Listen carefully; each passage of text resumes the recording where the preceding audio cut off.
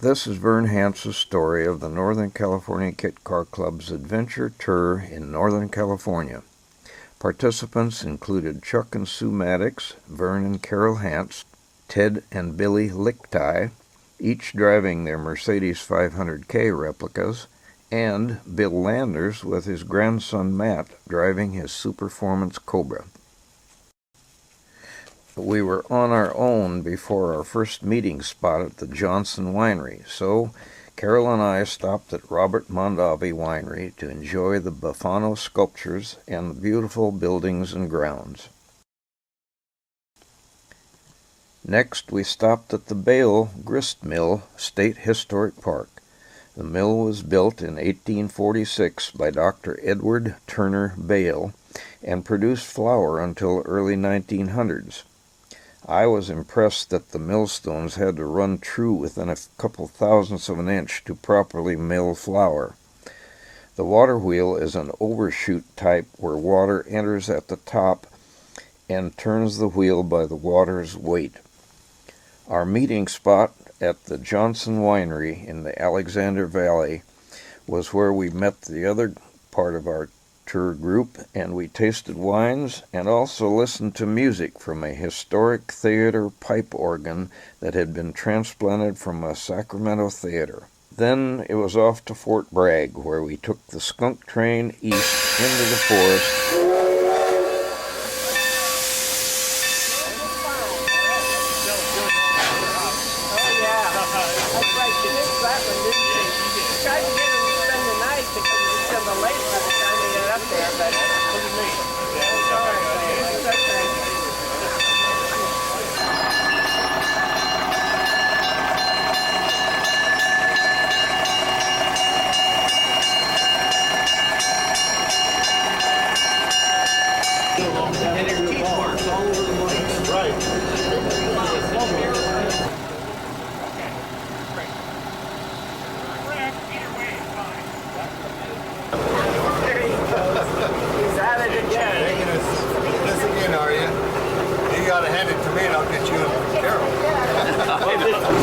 Good afternoon.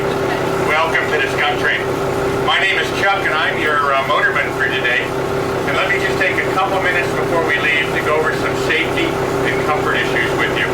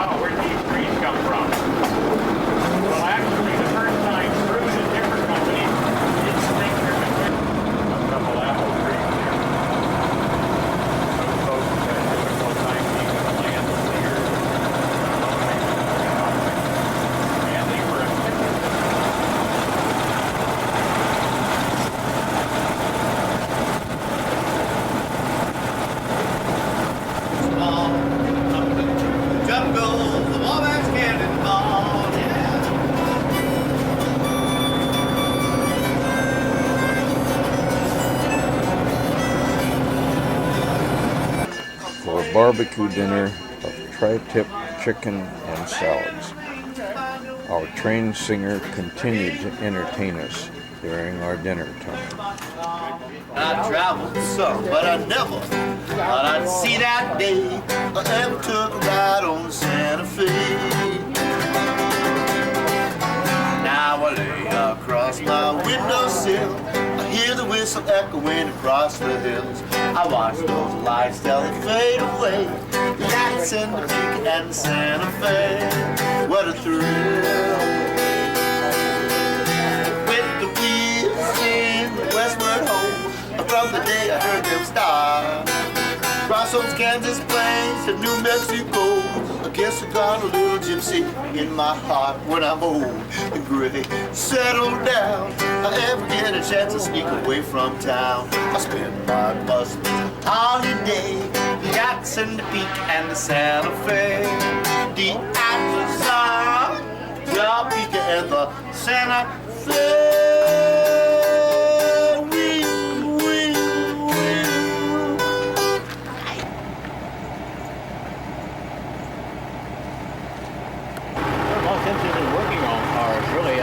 Back in Fort Bragg, this was our view of the sinking sun as it set in the Pacific Ocean. We started our second day driving north along the Coast Highway number 1, enjoying the scenic ocean views.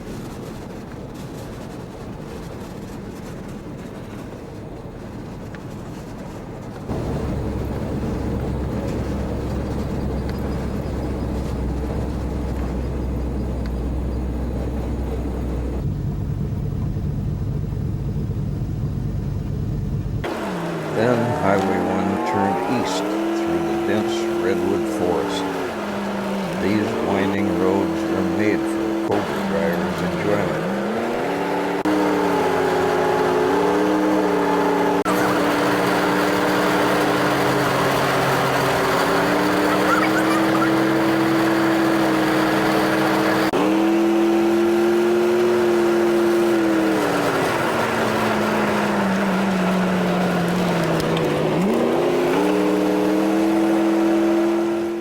Our next stop was in Garberville, where we filled our gas tanks and enjoyed a few snacks for our lunch. At this point, our party separated, agreeing to meet again in Ferndale later the same day. 3 of the drivers continued north on Highway 101 to Rio Dell and then west to Ferndale. However, Vern and Carol headed west for Garberville on narrow and rough roads toward the ocean once again, and traveled through places like Edwardsburg, Honeydew, and Petrolia.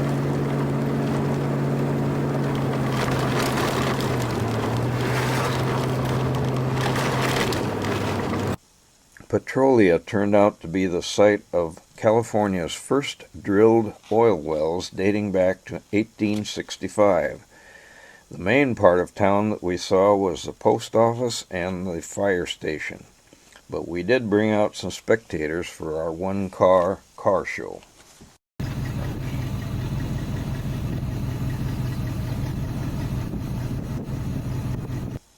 Then we got back to the Pacific Ocean with some scenic panorama views and more rough roads that threatened to shake our car apart.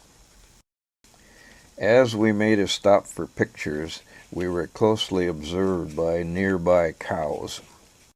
As we got closer to Ferndale, there were more views to enjoy, and the road was trimmed with wildflowers, including these daisies. Ferndale was literally a show town of beautiful Victorian houses and churches. Many of these houses were bed and breakfast places.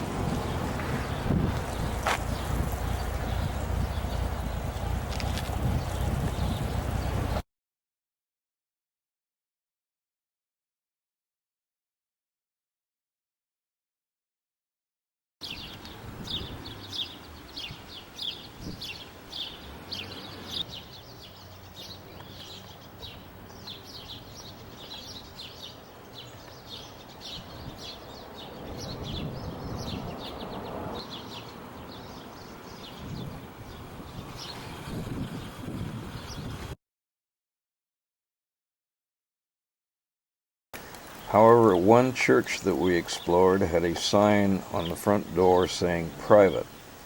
What a house to live in.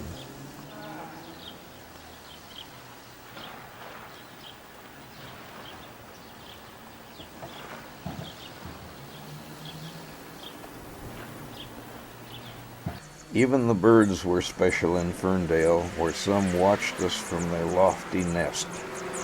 We stayed our second night in Eureka, a few miles north of Ferndale, and dined at the Samoa Cookhouse on Samoa Island. They serve food here family style, bringing bowls of food to your table and continuing to do so until everyone is satisfied. Saturday morning, our third day out, saw us traveling north from Eureka to our jet boat tour destination in Kalamath. We stopped along the way to observe some elk grazing in a meadow. However, to see them, I had to balance standing on a low fence, so the view I got is pretty shaky.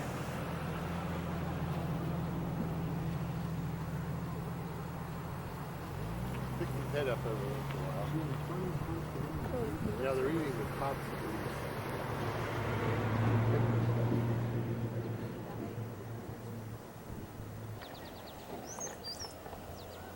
Couple out there, a baby and a couple of mothers.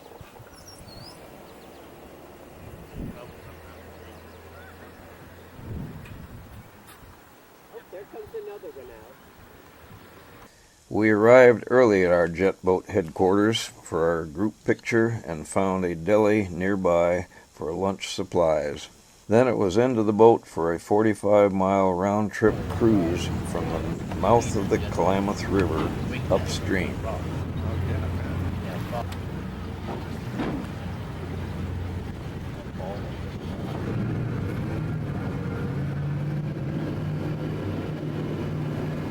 We did not see any bears along the banks of the river in this Indian reservation area, but we did see osprey and their many nests high in the trees.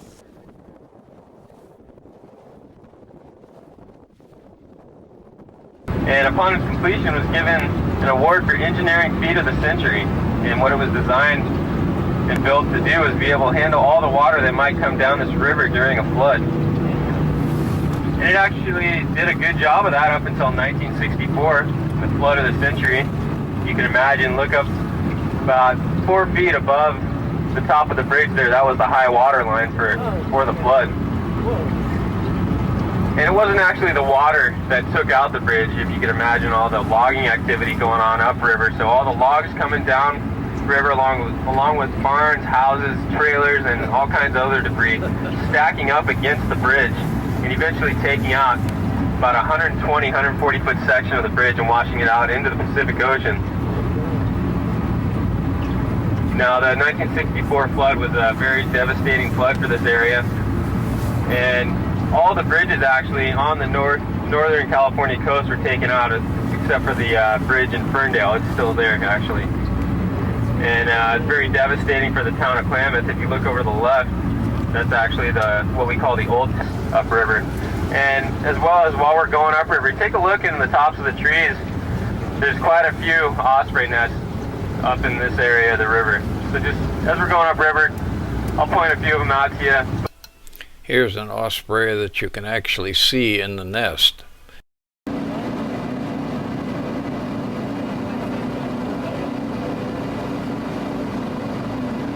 Our aluminum boat was powered by twin 460 cubic inch Ford V8 engines, and our drivers managed to get us wet on a couple of occasions with their sharp 180-degree turns.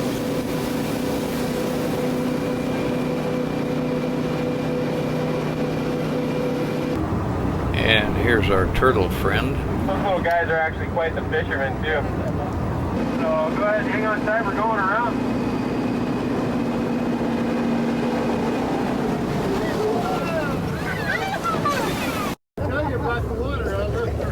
Woo, that was fun. This is where I got wet.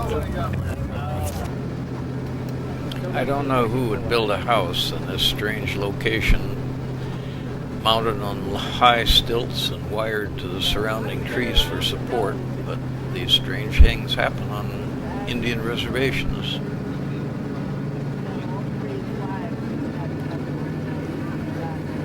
We saw a golden eagle perched high in a tree. We're all tied up.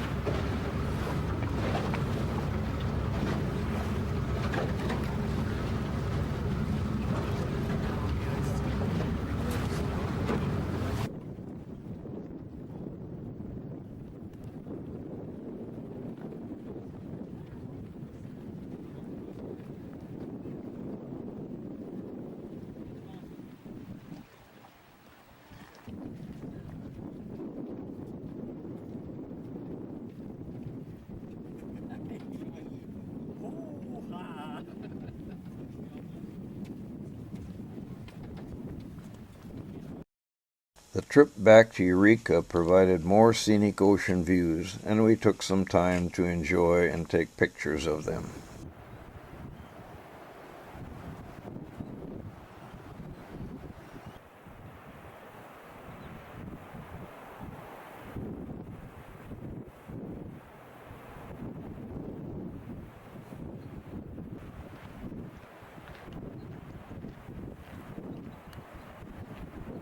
Cafe Marina on Woodley's Island was our destination for dinner, and we found the seafood was delicious.